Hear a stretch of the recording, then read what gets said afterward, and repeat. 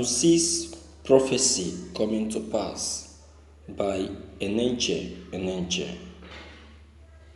Never again would a section of the country sit and think they can take the other section for a ride.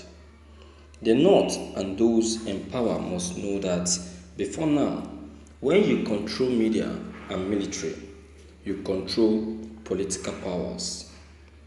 But as it is now, the media is no longer in the control of the North. They used to have firm control when NTA and FROCN were the tools of control they had. But things have changed. Their media control too is now obsolete. When British were going, they couldn't hand over the oil to the guys in the south for two reasons. The heat to end colonialism in Nigeria was stronger from there, and two, they felt Russian and her aliens sponsored the guys in the south massively. Oil production started 15th January 1956, 4 years before independence. The British aligned Nigeria with the North to have access to the oil in the south. The North has enjoyed the backing of the West for decades, but as it is now, oil is everywhere looking for markets. As the hunt for oil diminishes, that is how British interest in the North is likely to diminish. They can swap alliances with the South, which appears to have more productive population. A great danger to the survival of the North, which despite decades of political dominance, she is high in every index that reflects anything poverty stands for. This is what former Emir Sanusi saw and cried out and was removed. The North, especially those in power, must learn from EndSARS protest and readjust their ways. Gone are the days you can do anything, butcher federal character and nothing happens. If things continue the way they used to be, then expect more regional protests. Every federating unit must have a sense of belonging. Nigeria has changed. You can't hold Nigeria of 2020 with mindset of 1960s. Thank you for listening to this news.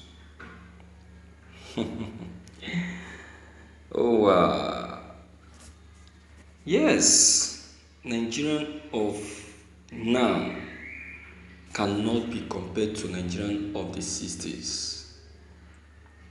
And that is why I challenged the man that was comparing the war, the Biafrans that fought the war and the Biafrans that the Biafrans that agitated for freedom in the 60s and the ones that are agitating now. The ones agitating now are more developed in sense of belonging and are more modernized than those in the 60s. And coupled with the equipment that we have now. So you cannot compare the agitation of Biafran freedom now to that one of 60s. And the Biafrans of now are more knowledgeable enough to make findings in what resulted to violence in the 60s. So they are now doing everything humanly possible to make sure that that doesn't occur now in this modern age. And even if that were to occur, we have the advanced countries to intervene. You understand? You know, then in the 60s, instead of the advanced country to intervene by making sure that there is peace, instead they would join in the fight. You remember, Nigerian government got the support of the British. They got the support of the British and also the support of the Cameroon during the war. And that was what actually even added giving them the edge and the support to win the war. You understand? So, but Biafrans were not given the support. You were not given the support. So you can see. But now, I don't think such a thing can happen again. Something of that kind cannot happen again. Instead of such to happen, what will happen is nothing more than a peace talk and a dialogue to resolve the issue.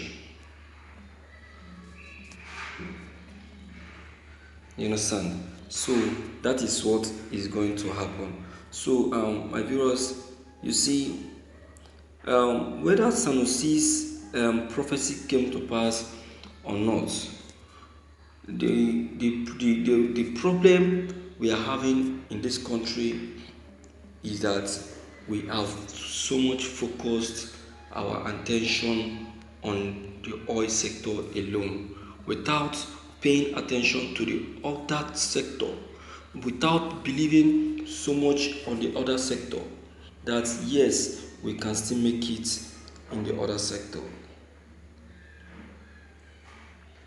You see that is where our problem is. Sanusi was able to add value because of his level of education, because of his level of reasoning. You understand? That was what actually gave him that idea. So I want us to start seeing things from that perspective. I want us to start reasoning from that perspective and start seeing that yes, what Sanusi said then was reasonable, but it just because his opinion was not heeded because of the minds that were involved in the oil sector, the people that were in power, and even President Mopari, I would say, is also